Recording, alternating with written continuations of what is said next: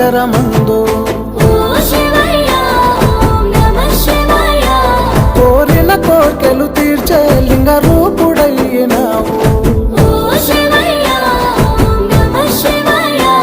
పాలు పెరుగు నెయ్యి తేనెతో నీకు అభిషేకాలయ్యా